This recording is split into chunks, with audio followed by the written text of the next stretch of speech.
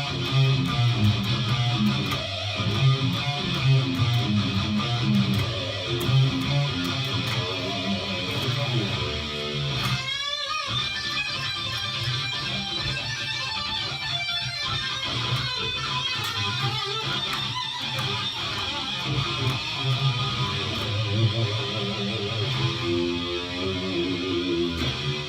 everybody, this is Rob James from Mere Souls here to talk about some of the gear that we use. This is my Les Paul Custom. I use this a lot recording. I never use it live.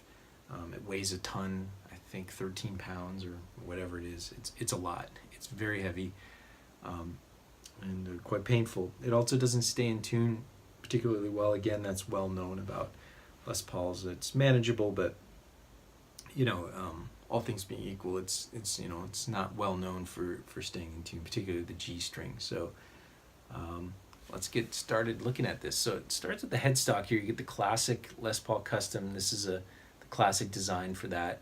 You can see it says Les Paul Custom here. Behind this is the truss rod. So if you want to adjust the neck, the bend on the neck, you got to actually unscrew that, remove it, have a wrench, and do that. It's kind of a little painful. I mean, it works fine, but not ideal, not what you'd call user-friendly. For tuners, if you look here in the back, these are Grovers, really good, gold-plated, which is held up really well. I've had this guitar for maybe 16 years, and you can see it still gleams pretty well on the gold. It's not too worn. Neck here is ebony on the front, small frets, which I like. You know, the craftsmanship's good, not always the case with all Gibsons given their price point, but in this one it's fine. For the back of the neck, it's your classic varnished finish, and which I'm not a big fan of. I find it kind of sticky with my hands. I prefer an unfinished or satin thing. It just feels like wood on the back of your hand. In fact, Zach Wilde, he gets his Les Paul necks shaved or sanded, sorry, and so that he has in effect that feeling. And that's on my to-do list at some point, to actually make that modification to the Les Paul so that it feels a little better to me. But the size is good. The scale is not too big. I'm not a big guy, so I don't like big, huge, long guitars. This one is a good size for me. And you know, around the neck, it's sort of the litmus test. If I can put my entire hand around this, my thumb comfortably there. Some guitars, that's a bit of a stretch. They have much wider necks and so forth, but this doesn't. This is a good size. Neck's not too thick. I'm not sure the particular profile of this, but this is one of those medium ones. It's not too thin, not too thick. It's on the thinner side for a Les Paul neck, actually.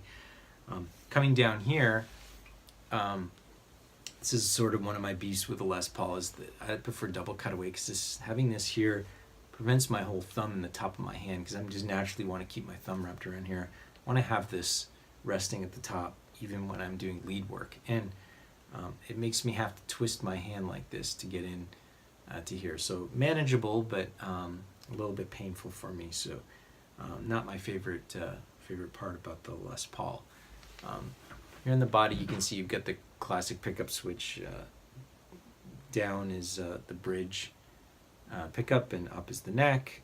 I would normally actually flip that around if I was using it live, because if I'm doing tapping or other monkey business here on the neck, I'm gonna bump this switch probably, right? And it's gonna do something I don't want it to do. I want it 90% of the time down on the bridge position, so I would have inversed this if I was using it live all the time. I just haven't bothered, done solder, and in the studio it's not a big deal.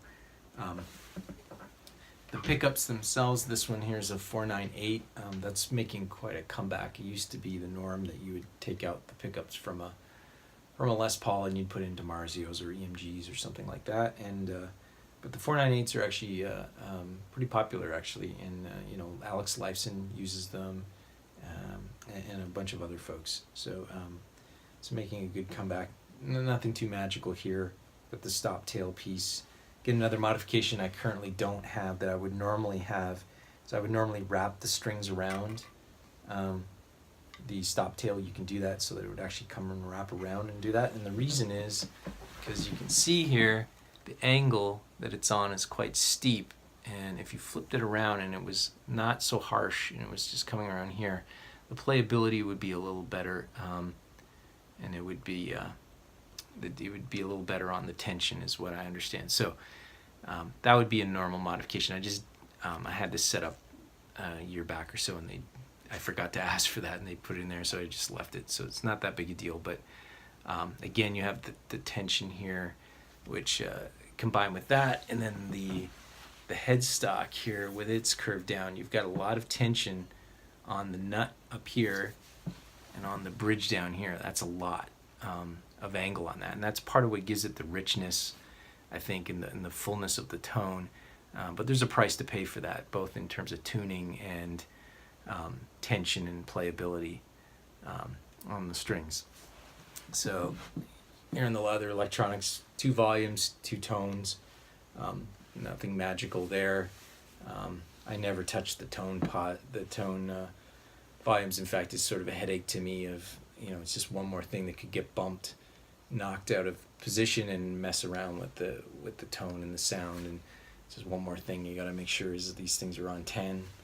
For me, the way I use it, I'd ideally not even have those knobs there, but it is what it is. Jack, nothing magical there. I wouldn't say there's any innovation. It's just good solid jack, but nothing significant to talk about there. Other than that, just pretty awesome looking, I think. It's really held up well, really well built, but heavy as hell. And that is the Les Paul Custom, which is part of the Mirror Souls arsenal that we use in the studio. So thanks for watching, everybody. Take care.